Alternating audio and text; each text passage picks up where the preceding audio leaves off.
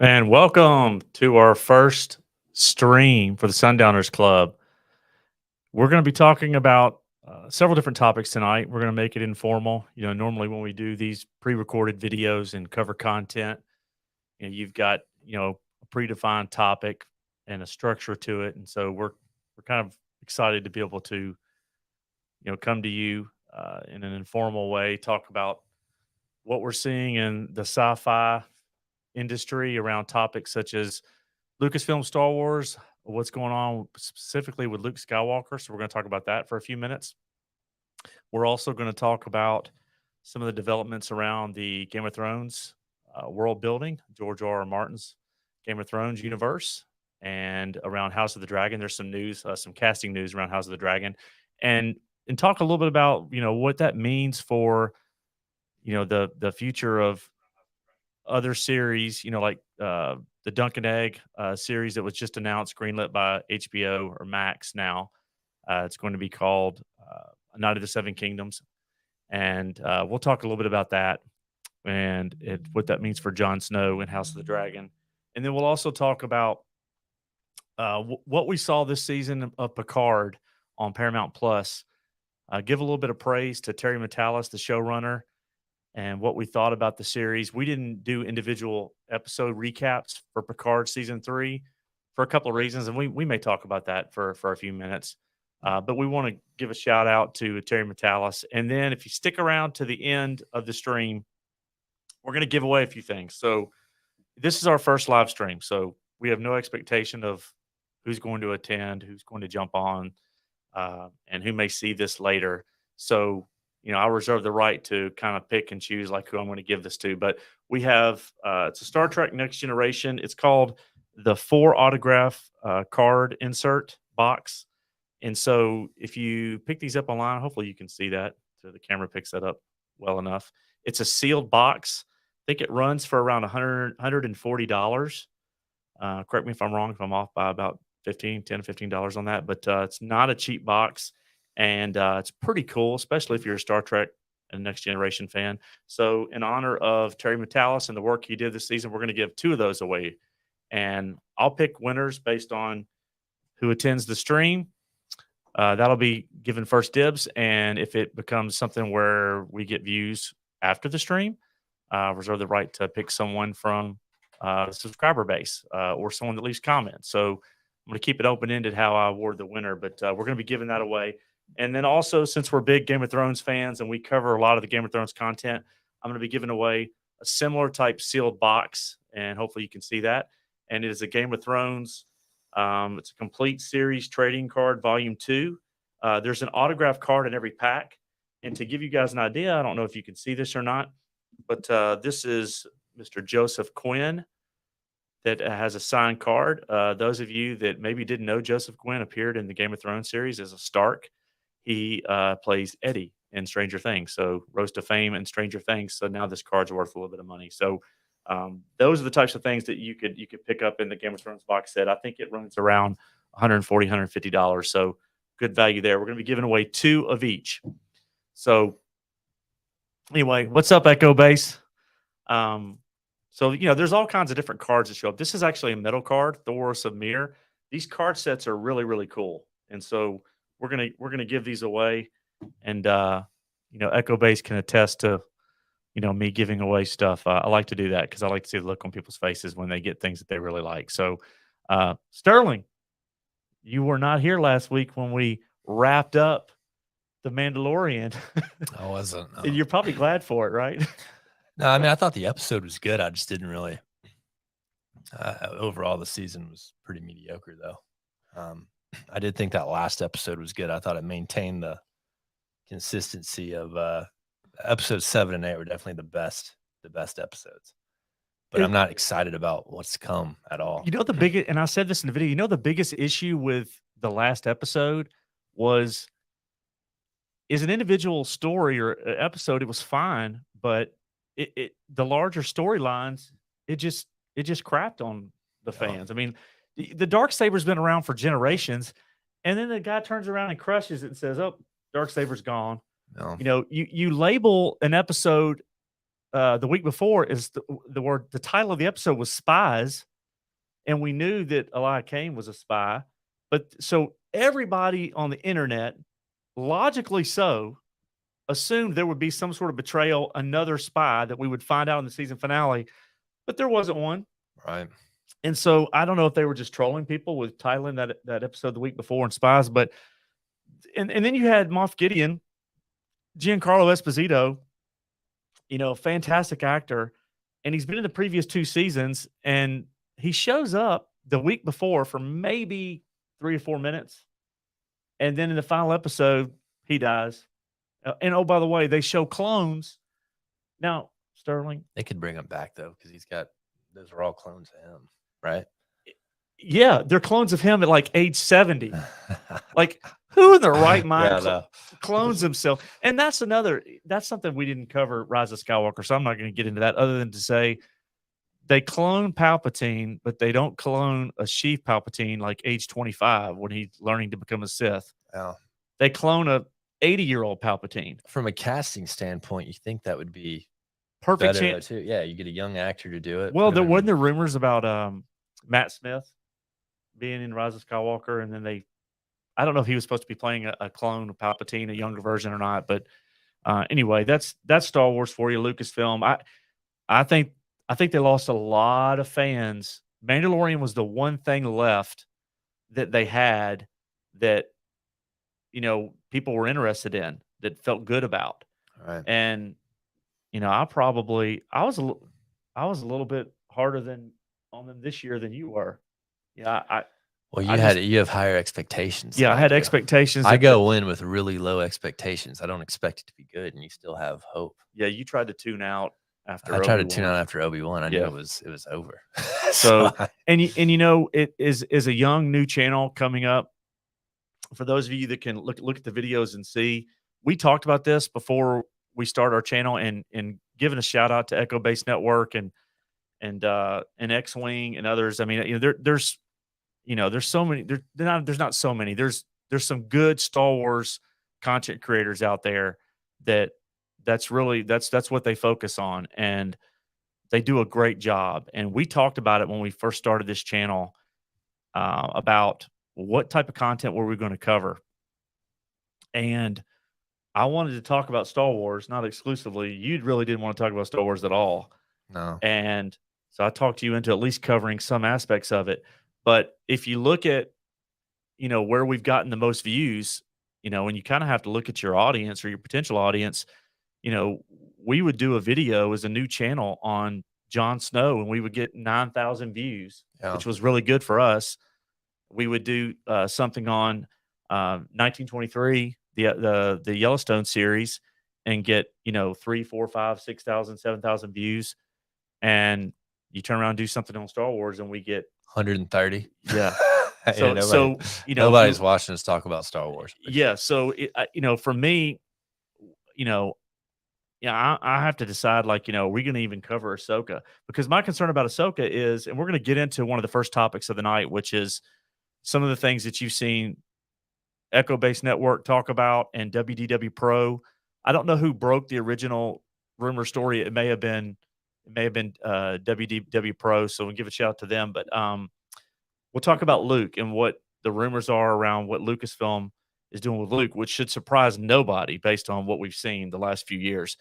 But Star Wars is just, I think the biggest challenge when you step aside of the politics and you step aside of a lot of the noise and you just look at the fan base, and you've got historically around 85% of the fan base is male over the age of 20, 25 or older.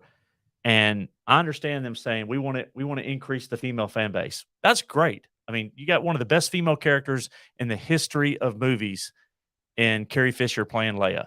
And I didn't dislike Natalie Portman playing Padme either. So historically, you have, great female representation in lead roles, but they want to build the female fan base. That's great. Nobody would have a problem with that.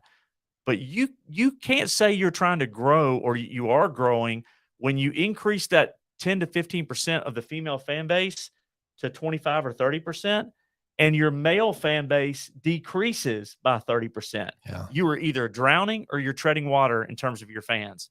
So you cannot make a decision to do something at the expense of what your fan base is. You want to keep the fan base or the male fan base where it is and then grow the female fan base while maintaining or growing the male fan base. It's like they're not trying to grow, they're trying to replace it. Right. And And so working. that gets into, a whole nother conversation around, what's the agenda? Is the focus on storytelling, the best characters? And when you create story groups that are people that don't even know Star Wars, and they hire people that they don't want them to know the history of Star Wars. They don't want them to have read the expanded universe. They don't understand their audience at all. Right. So now my fear, I've heard a lot of people talk about, oh, the Ahsoka trailer looked really good. And, I watched Rebels. I liked Rebels. I've read most, I'd say 60% of the expanded universe books. I quit after a certain point, but read a lot of them for years. And of course you see Thrawn and you see Ahsoka, dealing with Thrawn around Rebels and Ezra. But my fear is that they're going to take the Thrawn that we see from Heir to the Empire, and she actually says in the trailer the words Heir to the Empire. So that's what's got a major red flag up for me. And she basically, I think what they're doing is they're going to end up replacing Luke and his story arc around Thrawn in the Heir to the Empire, the Zahn trilogy, with Ahsoka. And if they do that, man, it's going to be wild. So for the Star Wars content creators out there, it's going to make for some interesting videos with a lot of views and a lot of comments. And but for me, I don't know if we're going to cover Ahsoka. I haven't made that decision yet because I think there are people that maybe do it better. And I also think we're just contributing to bad shows that we don't really like. Every time we watch it, yeah, we're disappointed. And I watched, I watched a couple of channels that I like a week or two ago that talked about, we don't want to just come out and say something negative, like some people do on YouTube, right? They, and that's whatever you want to do is you have a freedom to do it. But, they came, some of the content creators that I watched and I listened to said, look, we want to talk about things we enjoy. We want to have positive conversations with fans that get excited like they were after season 2 of The Mandalorian, before everything fell off a cliff into the chaos. But for me, so yeah, if we don't think that we're gonna have fun doing it, we won't cover Ahsoka. I'm definitely not going to cover the Acolyte. I don't think I'm going to cover the Skeleton Crew. So we'll see the future of what we cover from a Star Wars standpoint. But I think, one of the first topics tonight I want to talk about is this story that came out around, I think WDW Pro broke the story around Luke and some of the conversations that they were hearing from sources that Lucasfilm was having, I think with Hasbro, around that Luke was not going to be a focus of Star Wars moving forward. And heard that a while ago, though. Yeah, I mean, well, you could tell that from the fact that Luke shows up and at the end of Mandalorian season 2 takes Grogu, and then all of a sudden mid-season and Boba Fett shows up again, and then season 3 of Mandalorian ends up starting, and now Grogu's back with Mandalorian and Luke's nowhere to be found. And then you also had Kathleen Kennedy, which I think she gave an interview where she talked about the new Rey movie, the new movie that will star Daisy Ridley either in a leading role or in a supporting role. There's a lot of speculation about that, where it's 15 years beyond the rise of Skywalker, and there's a new Jedi Order, and Rey is carrying on the commitment she made to Luke. So in essence, again, just like Heir to the Empire and the Zahn trilogy, we have Ahsoka going up against Thrawn, and we have Rey starting a new Jedi Order, which Luke did in the expanded universe, and we're replacing Luke with Rey. And so yeah, we're seeing Luke basically being sunsetted, which is really interesting because they spent a lot of money to do the deep fake or what the facial de-aging technology around Luke. And so to me, I think the writing's on the wall. As long as the current leadership is there at Lucasfilm, there's no future for Luke. And if you look at what came out of Star Wars Celebration, there's the Force is definitely female. So you've got the Acolyte, the leads are female. You've got Daisy Ridley in the new Rey movie. And at the end of the day, you've got everybody's a Ahsoka. Disney princess. Yeah, It's just so like they're their movie. so they're taking Disney princesses and putting them in Star Wars. Yeah. And so, it's instead of letting people like Muschietti, who just did the Flash movie, giving them a crack at Star Wars and letting them create something that really works. There's so many talented people out there that could do something with for Lucasfilm with Star Wars. But the problem is that none of those people are going to go work for them. They don't want to go in and have the thumb put on them and say, like Damon Lindelof, and I'm not a fan of David Lindelof, but they go in and write the script and it becomes public, and then all of a sudden, Lindelof is out.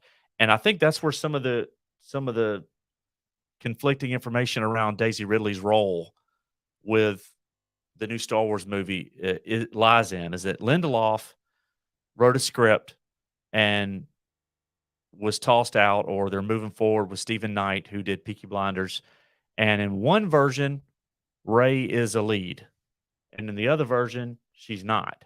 So I'm not really sure yet. I don't think we have definitive, data that says, did Lindelof write her as the lead, and then they scrapped that, and now she's going to be a supporting role. She's kind of going to be like the Obi-Wan around some of these new Padawans and Grogu, or did Lindelof write her as a supporting character and they scrapped his story to make her the lead? What if they keep having flops though? You think it's even going to get made if Indiana Jones flops? And I don't know. So I think they act like they feel pretty confident in it. Yeah, well, look, Kathy Kennedy's been doing this for 45 years plus, right? Right. So she's not stupid, and if she hasn't a lane to fast track something, she's going to fast track it, and this is what she's going to fast track. So I think that depending on what happens with Indiana Jones, and there were I think the first 20 minutes or a big action scene was just shown in CinemaCon in Las Vegas. So we can talk about that for a minute or two. But, I think what could hurt is the James Mangold Dawn of the Jedi project is one of the directors. But does it hurt the Rey movie? I think they're going into pre-production in August. Whether Kathy's in charge or still around then, I don't know. But, again, you know how this stuff works in Hollywood. If you're sliding out, for those that don't know, this has happened 100 times plus to both female executives, male executives. It's the same pattern. When they're exiting a studio and they have some power, they get a package, right? So they get a really nice golden parachute, and then they want to be able to go to the dinner parties. They want to be able to still be, in that circle of influence. And so, and if they get fired, they can just sue them. Well, they're not firing. They're not firing Kathy Kennedy. I don't think that's happening. I think they're gonna. That's why it's taken so long, is because the timing of giving her the right package and the right send off is what they've been working on. And so I think she exits, but she gets producer credit for these future projects. So she lines up a bunch of projects, and then she's gone. And because she set up the Charmaine Obaid-Chinoy Rey movie, which I think they're trying to get it, in theaters by the end of 2025. Then you've got the Davefiloni movie around the Mandoverse, and then you've got James Mangold, which is the Dawn of the Jedi. She'll get producer credit on all that. She could be gone, and that stuff could come out 5 years from now, and her name will be on the screen getting producer credit. And look, I mean, that's the charity circuit, right? That you get to show up in, and your name is still out there. So, I think that, and the way to go out on a little bit of a high note. I did think it was interesting that some people saw, a big action sequence from Indiana Jones at CinemaCon, either early today or I think it was early today. And of course they showed an action sequence, right? So he's in a car and so, that's going to look good. They showed what they knew was not going to be criticized. So let's show an action sequence. Let's play the the indie music, dun dun dun dun, whatever, and people are going to come out of it. And they're going to be like, it was pretty good. It looked pretty good. Well, of course it is, because Harrison's in a vehicle, and so you don't really see his age as much, right? Because of the way that the action scene is set up, and so, but I didn't hear anybody that was blown away by it. Phoebe Waller-Bridge was in the scene, and it didn't dispel any rumors that have been out there. So I think they were careful. As you can see, look, I mean, behind me, I've got Indiana Jones trinkets, and I've been a fan since I was a kid. Going to the theater to see Raiders of the Lost Ark and Temple of Doom and The Last Crusade. So to me, that's the trilogy, and it shouldn't have even moved forward beyond that, because there was a perfect way to end it. And The Last Crusade, riding off in the sunset. Why they tampered with that, I don't know. But I mean, Harrison Ford is just to blame for that, because he's driving the doing new indie movies. But yeah, to me, that the Disney panel didn't sound like it was all that positive. They showed The Little Mermaid, and that's gonna be a disaster. Some of the stuff around, even just the effects and the non-political stuff, but that I've heard, from people that have seen, chunks of the movie, sounds like it's whenever you take these beloved animated films and you go live action, man, that's a formula you don't want to. I don't think you want to tamper with, and but they're doing it. So, and then it leaves us to what you originally said, Indiana Jones 5, directed by James Mangold. So this movie's over $300 million budget, and then you have to spend what, 150 in marketing. 100. How many more missteps do you think they have left, though? Well, Disney's. I mean, Bob Iger's not going to be held responsible for it. So the question is, how many more missteps before Feige and Kennedy are gone? Yeah, I mean, at some point he's going to have to. Well, look, I mean, they just got rid of Alonso, so Victoria Alonso. Then she sued him. They settled. Yeah. So, I mean, Feige. I mean, he's trying to change roles. He's trying to move into a different role within the company. So he's not stupid. So yeah, I mean, Guardians of the Galaxy Volume 3 is tracking below expectations. So that's a little bit of a red flag. That's really all they have this year, though. They got the Marvels. That's going to be terrible. That's the Marvels. Yeah, I'm really interested. I don't think he'll make. What did Ant-Man make? 470 million. I think Marvels will do less than that. Yeah. So, and I saw Ant-Man early. I talked about it. Like when actually I went on Echo Base Network, and actually I did a chat. I sent in a chat. Echo Base Network was the first one where Coach and Nick talked about. They may not even know this, but I think they're the first ones in the YouTube content creator space to come out and say, this movie, we're hearing that it may not even make a profit. Because when I was being told, by, I don't want to say sources that, when I was able to see it, that they knew they had an issue on their hands with the movie, because there was a lot of tampering with it. Right. And that's just on the Marvel side, though. They've had plenty of issues on the Disney side.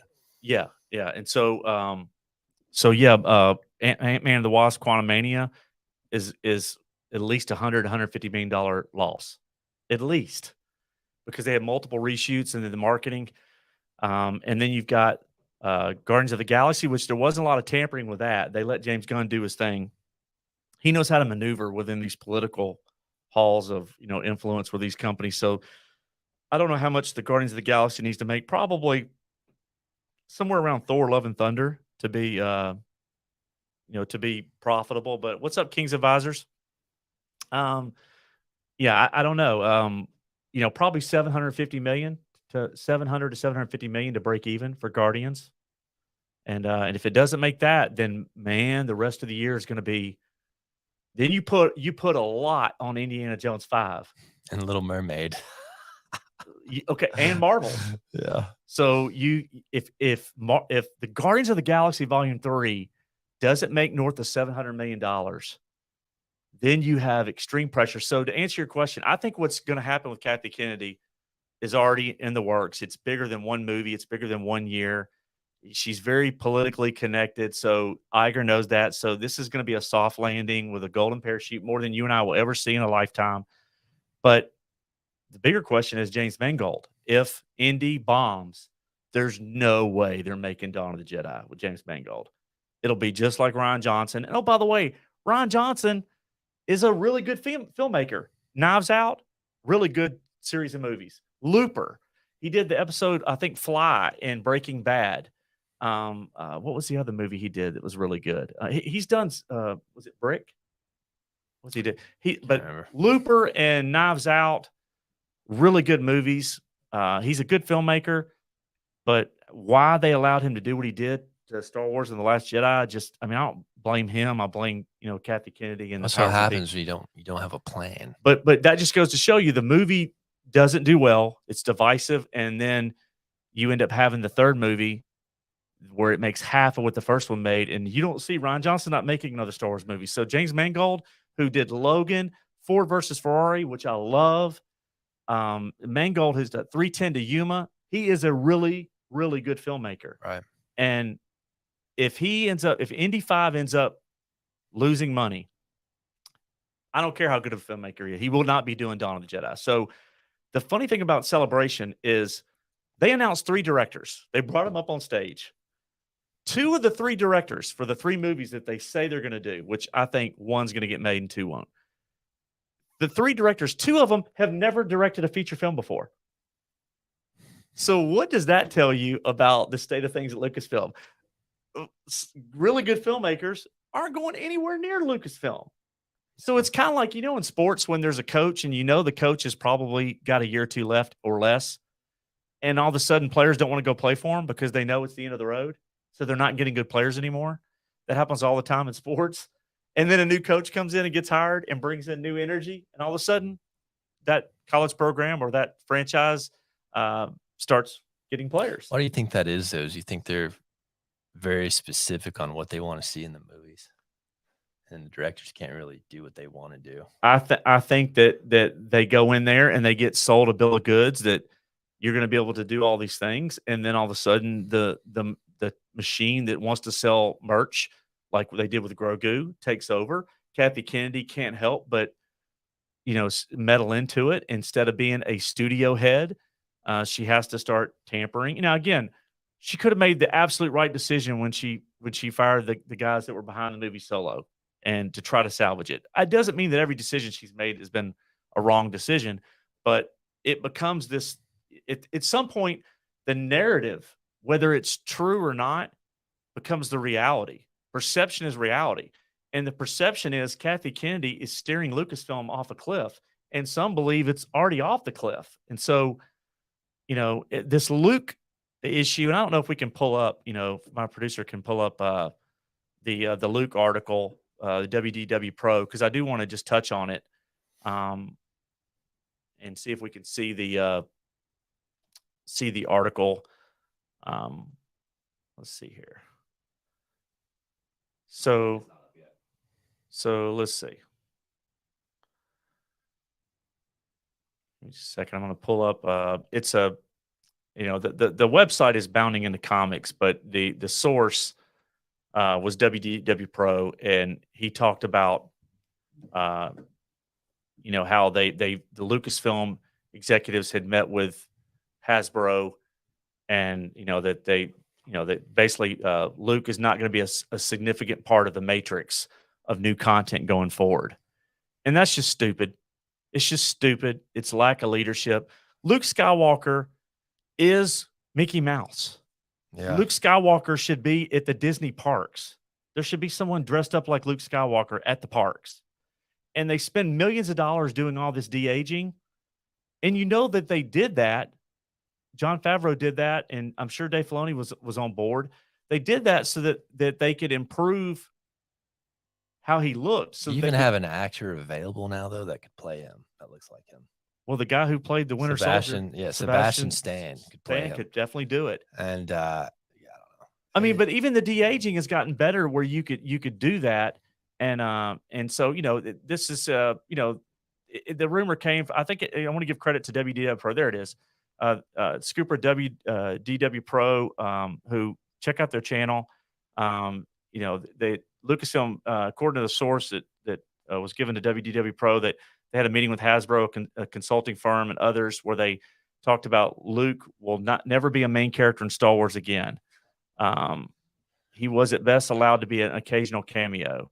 And so, Lucasfilm sees Luke Skywalker as a cobwebbed character. He's a museum piece. He sells, but he's not a significant part of the matrix of new content going forward. So if Grogu is going to stay with Luke, then you lose Grogu. He's out of sight with the exception of some glancing exposure. And for everybody in that meeting, that would have been catastrophic. So credit to WDW Pro there. And so, it's just idiotic. I mean, again, that's like saying you're killing Mickey Mouse. You're killing the golden goose. And from what happened in Last Jedi and the sequel trilogy to what's happening now, and I'm not convinced if we see new leadership at Lucasfilm, if they're going to end up being somebody that embraces Luke. Maybe they will, maybe they won't. But anyway, that's it's bad news for the future. And again, will we see real change when there's new leadership at Lucasfilm? We have to still expect there to not to be until we know who that person is. One, when is Kathy Kennedy gone and her story group with her? And then two, who is the new leader? The only thing that's going to guarantee that happens is more people failure. Not going. It's more failure. Yeah. Yes. And I hate to. And every time you watch these shows and you want to talk about them, you contribute to their success. Well, look, the Mandalorian ratings are down, and so at the end of the day, that's it's not good when your cash cow that you started Disney Plus off of ends up being the thing that ends up losing 30% of the audience. Yeah. So so that's again, we're not going to beat a dead horse or use the horn of Gondor to yell out to the masses to rally and get her out of there. But it'll happen when the revenue, like you said, declines enough and the viewership declines enough to where they finally acknowledge that they have a real problem. Because I don't know that they think they have a problem yet. I do know they Katie absolutely. Sackhoff, you saw her interviews. She has no accountability whatsoever. She wouldn't even admit a movie was canceled. She walked on the stage at Celebration and nobody was cheering for her. And then you could see her go stiff. She was like, "They're not cheering for me." Yeah. And then Katie Sackhoff did an interview with Christian Harloff, and I love Katie Sackhoff. I'm a huge fan. And he asked her about how was Celebration in London this time, and she said it was smaller. So I mean, come on, you can't read your audience.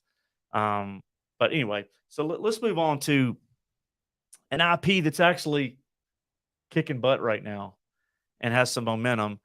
And that's what's up, Breezy Comics and Collectibles.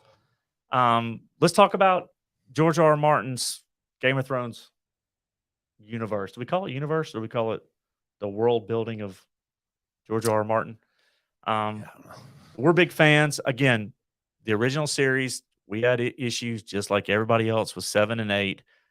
I think it came down to Benioff and Weiss, the guys that were the showrunners for Game of Thrones. They were negotiating a contract. HBO, I think, didn't want to pay them the money they wanted.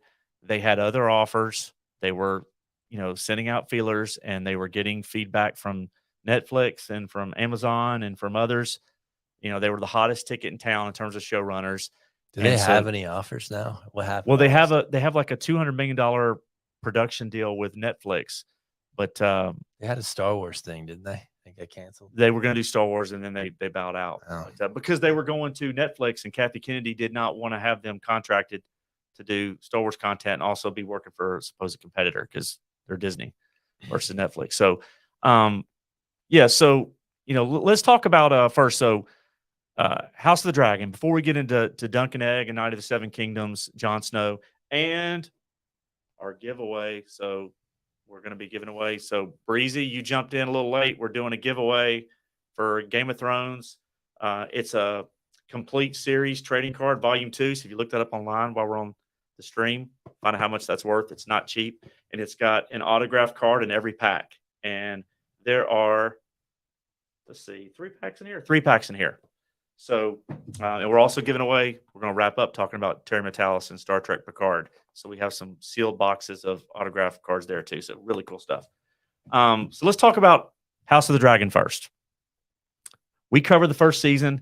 we started our channel about 3 episodes into the season 1. We were building our set out and kept making the wrong decision as far as what cameras I was buying and mics and all that stuff. I had no clue what I was doing. Still don't know a lot of stuff, but and so we started our channel right around episode 3. I have to go back and look and see where it fell, but season 1, House of the Dragon, loved it. Anything where people had issues at Game of Thrones, it brought them back. You look at some of the numbers from HBO, which is now Max, and when you add in the HBO channels versus the streaming service, you know, they were around 18, 19 million plus viewers by the end of the season. It was awesome. And oh, by the way, just like Game of Thrones, that had Daenerys Targaryen, Cersei Lannister, Arya Stark, Sansa Stark, you know, Brienne of Tarth, some of the best female characters in anything you'll see. But, you know, right? They were written well, right? So that's the lesson. Don't cram something down someone's throat and slide a character in and cast somebody that doesn't fit the story. So audiences, male, female, of anybody, all ages, will accept casting people of both sexes, of diverse races, religions, all that, right? Gender, none of that stuff matters. If you tell the right story and you cast the right people that serve the story. And Game of Thrones was a prime example of that. Cersei Lannister, one of the best villains that's ever been written. And, you know, Arya Stark, I loved. Brienne of Tarth, and nobody disliked Brienne of Tarth, but she was a big fan favorite. So House of the Dragon comes in, and what do? They bring in great casting for Alicent. And oh, by the way, the girl that played, I think Millie Alcott, that played the young Rhaenyra Targaryen, she was awesome. She was so good that it got to the point where when the word got out that the next episode they were going to jump 10 years and, you know, we were going to have Emma Darcy playing Rhaenyra Targaryen, an older Rhaenyra Targaryen, people were upset. You know, it's great casting. And House of the Dragon was unbelievable. To me, it was, you know, it was the best show I watched this year. I like 1923 was very good. Picard season 3 was really strong. I love Better Call Saul though. Better Call Saul is good. I was kind of ready for it to be over, but you know, but yeah, Better Call Saul. It had 2 seasons in there that was as good as it gets. Yeah. Like Breaking Bad, you know, probably one of my 1, 2, or 3 best shows of all time. But House of the Dragon restored a lot of faith in Game of Thrones. You know, it put more pressure on George R.R. Martin to actually try to finish the books again, which I don't think he's ever going to finish the last one. I think he's going to do this next one, and then, you know, you're going to see someone else kind of, you know, step in and finish it, kind of like a ghostwriter. That's my prediction. But House of the Dragon wraps up season 1, and people are fired up. Matt Smith finally steps out of that Doctor Who shadow and does amazing as Daemon Targaryen. I mean, because is he good? Is he bad? He's a lot like Jaime Lannister. You know, people hate Jaime, and then the next season they love Jaime. Yeah. And that's Daemon Targaryen, because you've seen nothing yet. For those that have read Fire and Blood, you haven't seen anything yet with Daemon Targaryen. So, you know, one week you're going to love him. The next week you're going to be like, oh my God, he's awful. But so House of the Dragon ends with a bang. You know, we have Vhagar flying through the sky, not listening to Aemon, and he, you know, rips one of the Targaryens away from Rhaenyra, and Arax dies too. And so you have the beginning of the Dance of Dragons, and at the end of the day, we're waiting on announcements, right? So we've talked about it. You know, the Kit Harington Jon Snow series has been in development.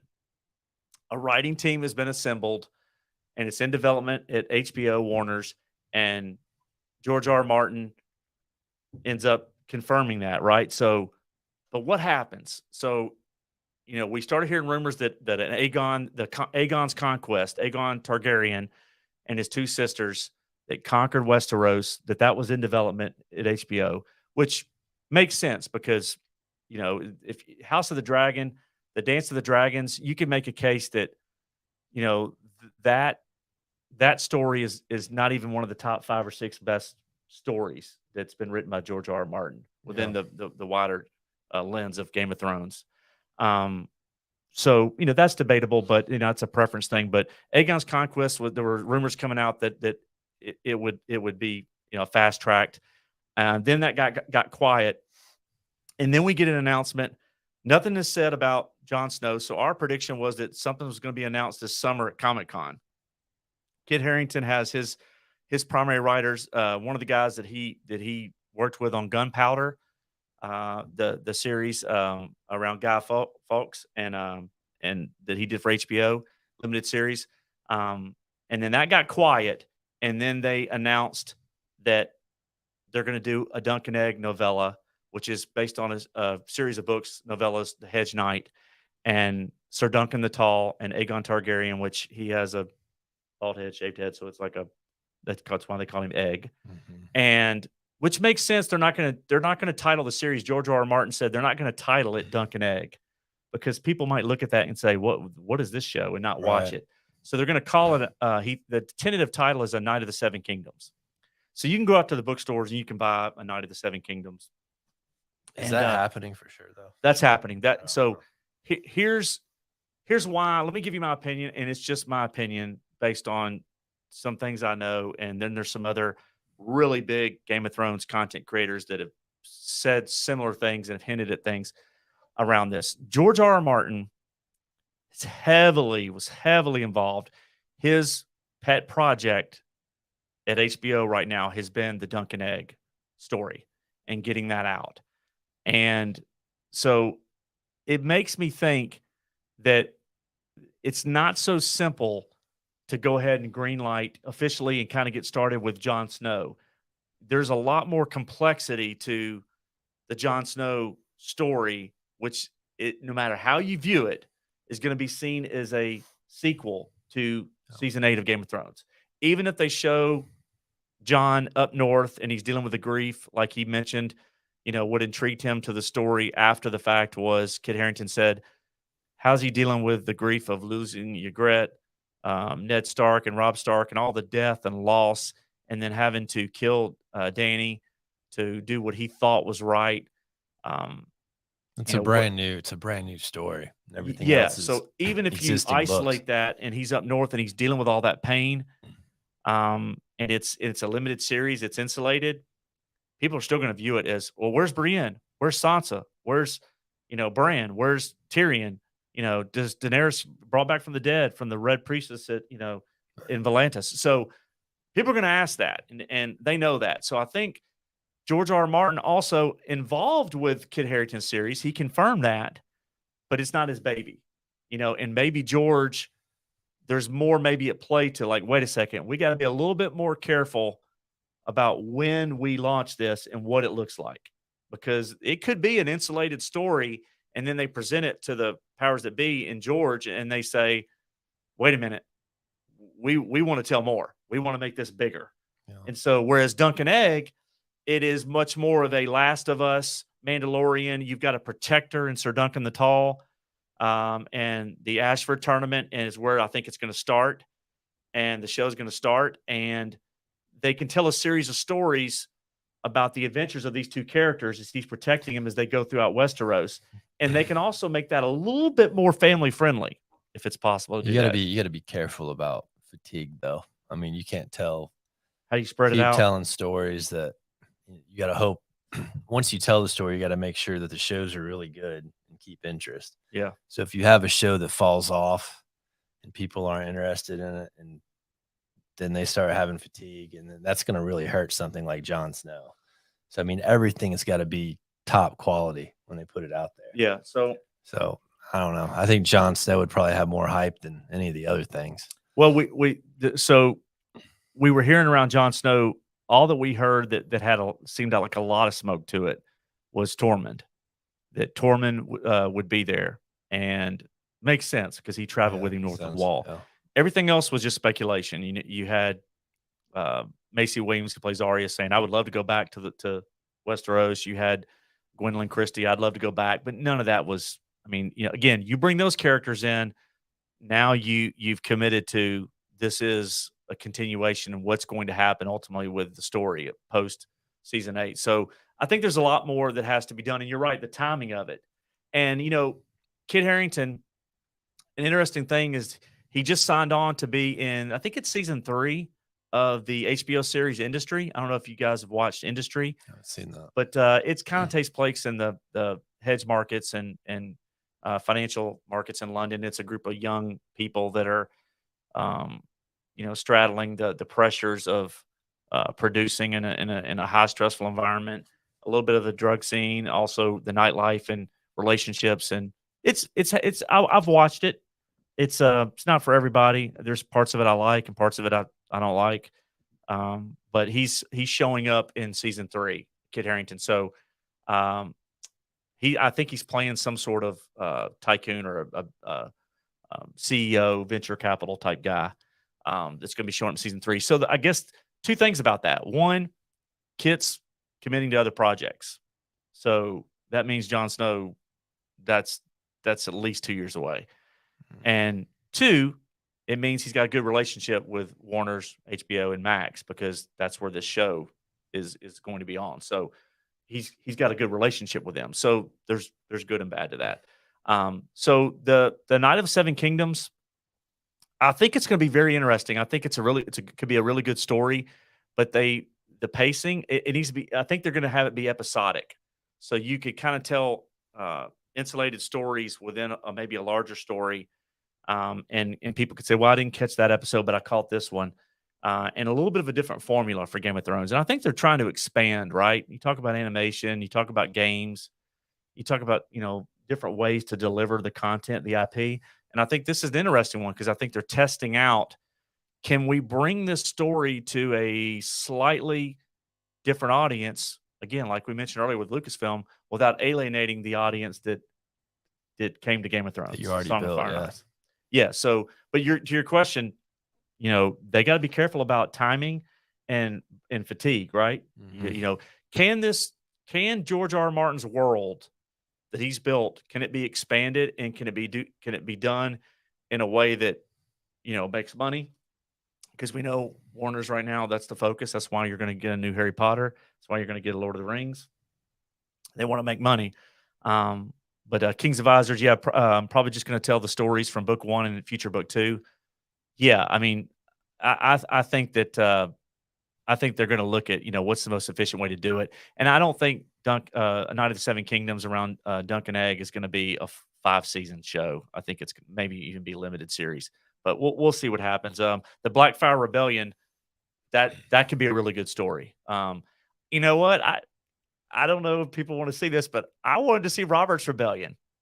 I wanted to see, I did too with Rhaegar. I wanted to see Rhaegar Targaryen and in a young, young Jamie and oh man, Ned Stark and Robert Baratheon, and that to me would be cool. There have been rumors that House of the Dragon, they were going to take the Targaryen dynasty and the stories around the Targaryens, and House of the Dragon, the Dance of the Dragons would wrap after like 4 seasons, and then they would segue into other Targaryen kings and leaders, leading all the way up to Robert's Rebellion. So, and even maybe going backwards. So, you use that as a template, right? And so, yeah. But anyway, so that's what I think they're doing with Dunk and Egg and A Night of the Seven Kingdoms and Jon Snow. If we don't hear something by this summer at Comic-Con around Jon Snow, the new Jon Snow series, then I think it's probably shelved until they get season 2 of House of the Dragon out. Speaking of season 2, there's been some casting announcements. So if my producer can pull up Deadline, I know that I think Deadline reported it. Let me pull up and see. And I know some of these actors. So let me see here. So we've got casting for season 2. Which is obviously well underway. They're in pre-production. We've got one of the first characters that they cast, according to Deadline, was Alice Rivers, which is very interesting, played by Gail Rankin. And I think I first saw Gail Rankin. If you guys saw the series on HBO, Perry Mason, I'm trying to think of the guy's name that played in The Americans. That was a great series, The Americans. I haven't seen it. That's one you binge. That's one you binge watch. The Really? Americans was great. But Gail Rankin, she played in season 1 of Perry Mason. She played the mother of the child that was supposedly kidnapped. And so that's when I first saw her there. She also played the She-Wolf character in Glow. You ever see the Glow series on Netflix with the women wrestlers? I haven't. See, I'm older than he is, so I remember when they had Glow. When I Glow I remember seeing it on there. I never watched it. I don't know if Glow was ever shown around the world, but it was shown in the United States, I think in the 90s. I'm trying to remember, but they had the women of Glow, and it was female wrestlers, and they really wrestled, but they were not on WWF at the time, which became WWE. And it was interesting because they had these. There was one girl that rode in on a horse, and she was the Lady Godiva. Yeah, but it was really interesting. So Gail Rankin plays She-Wolf on Glow. So if any of you saw that show, that's who she is, and she's playing Alice Rivers. And Alice Rivers at Harrenhal, Alice Rivers in the Fire and Blood is, involving magic and witchcraft. It's going to be very interesting. I don't want to give. So too we much don't know away. who they're playing yet, though. So we do know that she's playing Alice Rivers. Gail Rankin is. What about the others? And then there's another guy, Abubakar Salim, is going to be involved somehow with the sea snake, Cordus Valerian. And so Abubakar, I saw him in a very strange series on HBO. He played one of the androids in Raised by Wolves, where they wore the silver suit, the one piece. Not very flattering. You'd have to be like The Rock to look good in that suit. I don't even know if you could if you were The Rock, but he played in that series Raised by Wolves, which it was a very strange series. That the story. Is that the one the guy from Vikings is in it? Yeah, he was in Vikings, played Ragnar. Yeah, I didn't watch it, but I know what you're talking about. The concept I think was good. It involved religious ideology and sci-fi on another planet, and also had creatures. I always feel like when you see like a planet that has creatures on it, and that it's almost like a cheap way of getting around story flaws and from a writing standpoint. So whenever I see a creature jump out, other than in Pitch Black, I did like the storyline around Pitch Black with the creatures. But other than that, I think Raised by Wolves suffered from that a little bit. And the show dragged. It just didn't get ratings. It was canceled. But Abubakar Salim did a pretty good job acting in it. That's why I mentioned that series, because he was a standout. So as soon as I saw his face being cast for House of the Dragon season 2, I thought that's good casting. He's got a British accent. So he's going to fit with House of the Dragon, right? They don't really cast very many Americans. And then you've got Freddie Fox, who's playing a Hightower, Gawain Hightower. And I think they cast another actor in season 1. Remember at the tournament at the beginning of season 1 of House of the Dragon, Daemon took a cheap shot and knocked Hightower's Otto's son off the horse. Right. And so I think it was his son and Allison's brother. It's a different actor. So they've cast Freddie Fox. So they just recast him? Yeah, I think they recast him because he's definitely younger. It's not the same guy. And correct me if I'm wrong on that, but it's not the same guy. Freddie Fox was not in season 1. So, and then you've got Simon Russell Beale, who, I believe he is playing Sir Simon Strong. And so he'll be the Castellan of Harrenhal and great uncle to Lord Larys. So Larys, the guy that walks with the club foot and has a foot fetish for Allison. Right. That was a great scene. Yeah, and then Freddie Fox will play Gawain Hightower, the son of Otto, and so he has a much bigger role in season 2. And then I mentioned Gail Rankin playing Alice Rivers, and so Deadline's trying not to give too much away. They call her a healer and resident of Harrenhal, and then Abubakar Salim will play Alan of Hull, a sailor in the Valerian fleet who served in the Stepstones campaign. So I don't believe his character was shown at all in the Stepstones, but he those actors. I think that's good casting. So you're going to see in season 2 a lot of things. I think they're going to spread out the seasons to where they don't show the huge battles. There's several. You'll hear about the Gullet, and you'll hear about the God's Eye, and they're going to spread this out over several seasons. I predict the show will go 4 seasons, and because I think the story doesn't call for much more than that, and so 4 seasons and then we're done. I think that this we're here. We talked about Blood and Cheese and this season, so they haven't announced. I don't believe any casting around Blood and Cheese yet, but we're going to get into seeing our old friendly Winterfell again in season 2. There has been no casting news that I've seen around Krieg and Stark.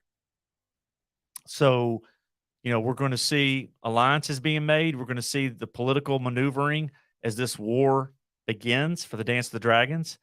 And a lot of these characters that you're starting to see casting for, they're going to play pivotal roles in what happens in some form or fashion. So, interesting casting. Want to discuss around that as we kind of wrap up our Game of Thrones talk. But good news, and we'll be here to cover it as it becomes more public, and there's going to be more casting. And I think some things are going to try to keep more under the table around some casting, and then other things they're gonna let out. But anyway, yeah, Breezy. So George said 4 seasons. That makes sense. And I know there was some speculation around 3, 5, 4.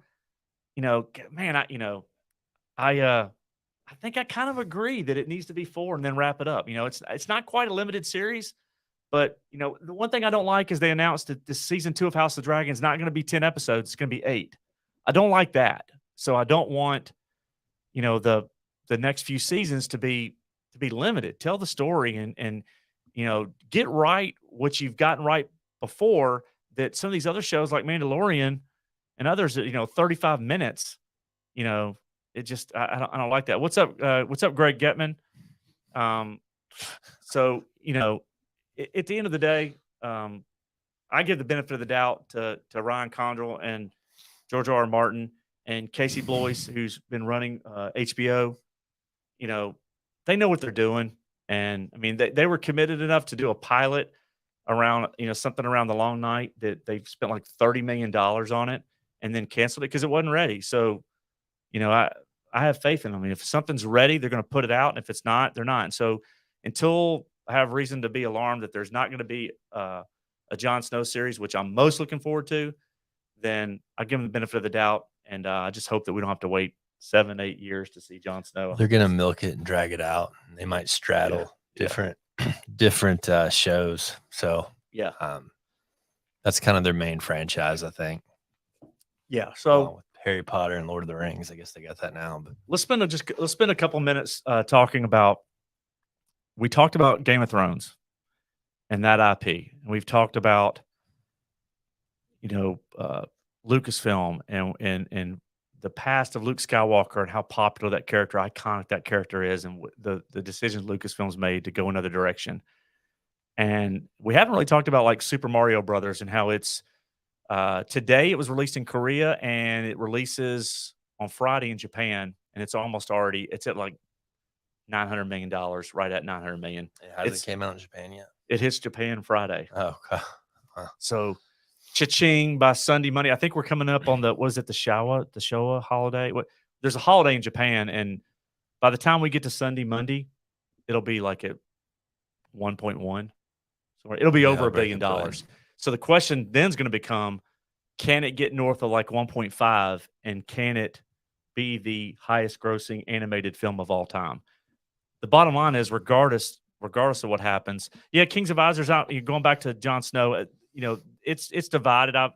For every person I talk to that wants to see what's happened with Jon Snow, there's someone that doesn't want to see it. So I'm with you. I mean, I definitely think it's just a preference thing. The good news is, if you don't like the Jon Snow arc, if they do a series around Jon Snow, there's going to be something I think you will like. So that's the good thing about the world building that George R. Martin's done.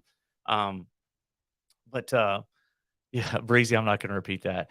But Super Mario. So at the end of the day, there's lessons learned, and that's we're going to talk about with this stream tonight is, when are these studios that have now become corporations, right? When are they going to get it and you've talked about it. When people check out and don't spend the money, you look at what happened with Super Mario and how yeah, you could call it fan service. And Kings of Isors, I'm working on that, Song of Fire and Ice. The only challenge with that is I read the books, and I don't know if I read every book he's put out around it, but I think I've read most of them. But we're going to need someone who is like, an expert in the books. It's read it like 7, 8 times, because I will get torched if I start talking about the literary side of it and I start getting names wrong or locations. I will get I will get torched, even with my small following so far, and we're trying to build up the channel. So I want to make sure I have someone who can. But we've talked about that, so I'm gonna have you on, and we'll get into talking about a Song of Fire and Ice. Anyway, so I'll reach out to you on that. But yeah, so Super Mario Brothers, it's part of the lesson that I'm about to talk about with Picard, is have people that know the IP, that know the history of it. And yeah, if they're going to do fan service, but tell the story and understand your fan base, and check all the other crap at the door when you bring the story group in. And I'm sorry, but people said, I heard someone say a while back, well, Tony Gilroy didn't know anything. He said he wasn't a Star Wars fan at all, and look what he did coming in to patch up and clean up Rogue One. And look what he did with Andor. Well, first of all, that's a little bit misleading. If you think Tony Gilroy wasn't knowledgeable about Star Wars and didn't do his homework on Star Wars, and wasn't somewhat of a fan, that's just, he's towed that line. What he's doing is he's giving himself a little bit of an out if he tries to go down certain lanes. But at the very least, after he came out of Rogue One, he knew more than enough, by having to clean up the supposed mess that Gareth Edwards had left, and he literally reshot like more than half the movie. So I don't buy that Tony Gilroy, hasn't done his homework on Star Wars or is not knowledgeable about it as a fan. He's the type of person that literally is going to do his homework and is going to be prepared. And that's why, again, I wasn't the biggest fan of Andor. I liked it more than you did, right? I just thought it was boring. Yeah. Yeah. And people are going to come after you. So when you say it's boring, it's like, that's fine. a cop out. But yeah, that's fine. It's boring. But I didn't think it was badly done, like half the Mandalorian was. But I think the main issue with Andor was that you had a character in Cassian, that they built the whole show around Cassian, and Luthen was way more interesting than Cassian Andor. But he definitely was. Mon Mothma was more interesting. But yeah, hiring people that, yes, they're fans. They need to be fans. Disney hasn't done that at all. They're not doing it. Ryan Condrell went to Mexico and met with George R.R. and impressed the out of them by saying, look, this is what I want to do. And this, like, brainstorm with them. You're going to go sit down with the author of the stories. You better have your stuff together. You're going to go sit down with George Lucas and say, I want to do this. George Lucas is going to make damn sure that you know what you're doing. Who's making sure that the people that are doing Star Wars content now know what they're doing? It's not George Lucas. And we've heard statements from people saying, look, they don't want people that have read the books. They don't want. So the lesson that, around Super Mario is that if you honor the history of the brand, the story, the characters, you make a movie for your fans, and you understand who the fans are, and you respect them, you're gonna do well. Now, does that mean you're not gonna go over budget, or something's gonna happen that makes your film more expensive? Or no, but you're gonna have a good quality product that will stand the test of time. And again, I can point out time and time again where that the person's come in, put a team of people together that respect the audience, and it's all about storytelling. Check everything else at the door. All the other things that happen in our world that people feel like have to be brought into content being created, that's naturally a bias that's built in anyway when you walk in the door. So you got to check that box, though, of being someone who respects the audience. And if you respect the audience, I think you can make good movies, good series, write good books, do good games. And at the end of the day, that's nothing. Kathleen Kennedy, they asked her about Cal Kestis in Jedi Survivor, could they turn that into a series? She completely shot that down. Like, that's the one thing you have right now that's going to make money. It's the best thing I've seen from Which Star it got Wars. good review. Yeah, Jedi Survivor is the one good thing right now from Star Wars. So, but Picard. So let's go to our main topic for the night, our last topic before I do these giveaways. So, Picard season 3. Full disclosure, I don't like Star Trek. Sorry. I know. And I'm not a Star Trek guy. I'm not a big Star Trek fan either, historically. I do remember my dad was not a Star Wars fan. He was a Star Trek fan because he was in high school when the original series came out before he went to Vietnam. And he took me to see The Search for Spock at the movie theater. So I remember that. I remember Wrath of Khan and Spock, part 2 and part 3. I remember those TV shows that used to come on. So was it the WB? Yeah. It was the WB before the CW. Yeah, and it was in the United States. I was just, even back then, I was like, this is so low budget and cheesy. And some people may hate me for that. And for those who love it, that's great. I'm not, not hating on you, but I could never get into it. Yeah, so the first 2 seasons of Picard, I tried to watch, probably like a lot of people. I had Paramount Plus because I knew that Yellowstone, Taylor Sheridan was developing series, and so I knew he had content coming out, so I went ahead and got Paramount Plus and checked out Picard season 1. I thought, this is not good, and I started on season 2 and I just checked out. It was, Sterling, you want me to riz these hatches for gold? So I can't. Sorry. Yeah, he can't. So at the end of the day, I checked out after like 1 or 2 episodes of season 2. I thought, this is garbage. It's not good. I don't care about Picard. I don't care about where he is in his current journey in the show. I checked out. Well, then I have a friend that comes from the TV world and has a following, and he's friends with terrymatalas. And as I was starting my YouTube channel, he told me, he just did season 3 of Picard that's going to be coming out. I said, that show was awful. And he said, but you got to check it out, because I think he's a big Star Trek guy, and I think it's going to really respect the audience. And I don't think you have to be a big Trek fan to enjoy it. And I was like, I don't know. So when the episodes first started airing, I didn't watch any of them. And so as the buzz was growing around terrymatalas, I said, okay, and I love 12 Monkeys, by the way. Terrymatalas did 12 Monkeys, the TV series. I remember phenomenal the movie. I don't remember TV the series. TV show. Really good. I mean, you don't have to like the movie at all to enjoy the TV series. Really good. So I ended up watching Picard season 3, going, man, I don't really care about this.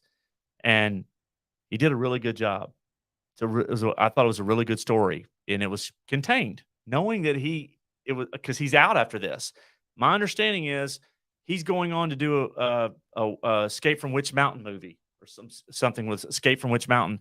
And so Alan Kurtzman, is it Kurtzman? Yeah, Kurtzman is taking over after this. So I think Matalas is done, as far as I know.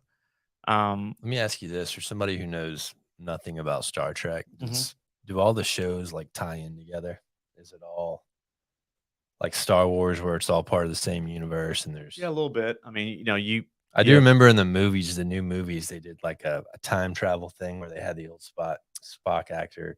Yeah, they kind of tied it in like that. Yeah, but like in season 3 of Picard, they had the character 7 of 9, and then they had they were going to have Janeway be in there, but they cut that at the end of the season.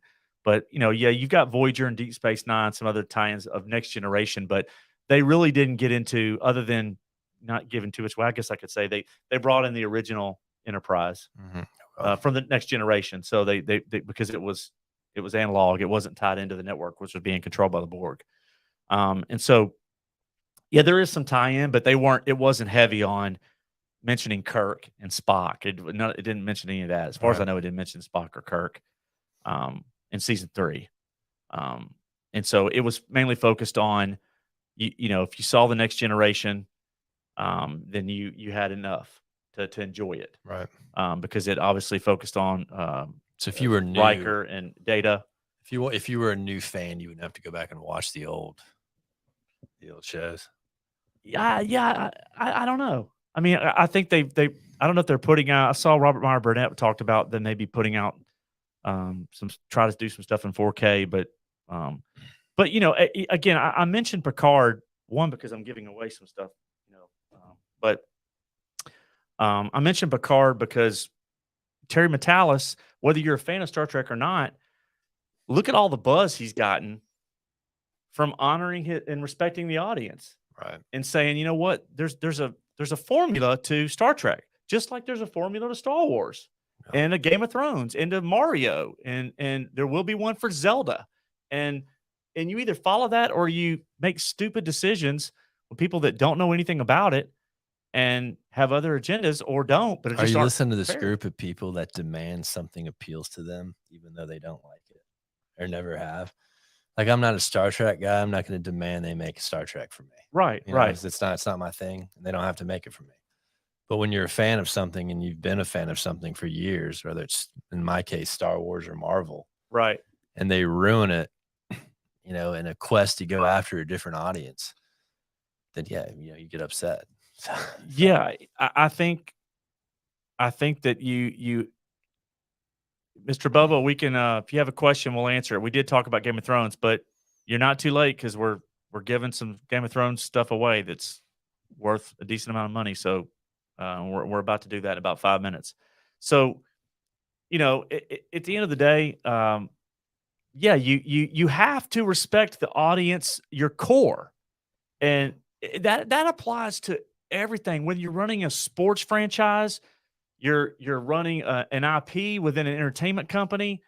Like, it's like you're running a business and you go, hey, we're going to do this. We're going to pivot this way. You have to understand demographics. And then someone says, oh, if we do that, we lose 40% of our customers. Yeah. They don't understand demographics. None of them do. We've been in environments, you and I, where we have to generate revenue. And so when you say, oh, we're going to lose 40% of our customers, but you guys can sell enough to cover that 40% loss plus us grow another 20%. Okay. That doesn't make any sense. No. You want to have a 99% retention rate of customers, audience, and then you want to grow it, and that's fine. So terrymatalas came in and said, look, there is a formula with which I can do this and do it well. And I think if I do it well, it will stand the test of time, whatever the ratings end up being. And I think 2 or 3 weeks ago, it finally popped up on the Nielsen streaming. So it's doing well. Yeah. It's a hit. And think about this. He came in to revamp it in season 3 when how much of the audience already checked out after the first 2 seasons? Right. So the fact that he pulled it off is, that's crazy, right? So, the lesson learned, and why I wanted we wanted to have our first stream so that we get some of the technical aspects right, and we'll evolve over time, so you'll see things change. But we'll have guests on, and we'll talk about different content that people want to see. But the main goal and agenda for tonight was to talk about, are there lessons learned, and will the studios and the companies that run these IP brands, will they get the message, and what will it take for them to get it? And there's a common theme, and the common theme is when you see the major missteps around these major IPs, it's because the people running it don't have people developing stories that respect the audience and respect the lore and the history. There's nothing wrong with moving beyond Luke Skywalker and Han Solo. And there's nothing wrong with that. But how idiotic do you have to be when you have all 3 of those actors were alive and you didn't have one scene in the sequel trilogy where the 3 of them were together? That tells you everything you need to know about that they weren't focusing on the core audience that wanted to see those 3 people together one last time. And now you can't ever go back and do that again. You can't fix that. So, the lessons, CGI and AI. Yeah, CGI. Yeah. You can't. I don't think you can CGI Carrie Fisher. You could. They did, didn't they? Have you ever been to any of the Comic Cons in the past? No. I met her like 20 years ago. They CGI'd her in that scene. Wildly entertaining. They CGI'd her, I think, in some of her scenes, though. Yeah, they did for Rise of Skywalker, but at the end of the day, that's the lesson we wanted to talk about a little bit tonight. We normally do, 1 or 2 pre-recorded videos. But as Mandalorian wrapped, and we're looking towards the summer, and we had not done a live stream yet, and so without saying any names, I think we're going to have some people that you guys might recognize. Hopefully, show up on some of our streams. And we'll hopefully have a lot of fun. And I'm a big fan of giveaways. So, all right, let's do the King's Advisors. You've been awarded something already, so I may give you something tonight, but I'm not going to give you the card set if you're okay with that. Since you already got, let's see, what did you get? You got the Rise of the Dragon book, right? So all right, so let's see who is. I hope EBN. Well, I'm working on it. They don't live too far from myself and Sterling, so we'll have to see how it works out. But I hope so. Fingers crossed. I would need them more than they would need me, so I'd have to make it something that made sense. All right, so Star Trek fans. So let's see who would want the first Star Trek autograph card set. Again, check this out online. If you don't take my word for it, it's sealed, has not been opened, and if you want it, name it. So who wants a Star Trek? Let's see if we have any Star Trek people. Nobody's a Star Trek fan. And hey, if I have to wait till later and someone leaves comments, I can do that because we don't have a large audience in here. So it's our first stream, so Can't give it away. I'm cool with it. Not a Trekkie, Breezy. So you want the Game of Thrones one? So Breezy, where do you live? How far? Just tell me state.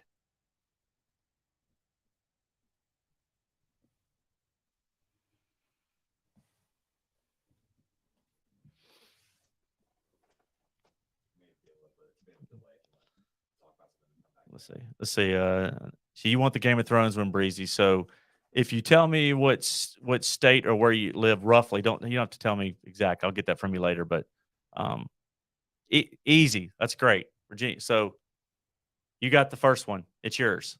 So I'll if you go to my Twitter, or you can we can work out a way for but you can go onto my Twitter, and my Twitter handle is on our YouTube page, and you can send me a direct message with your address, and I'll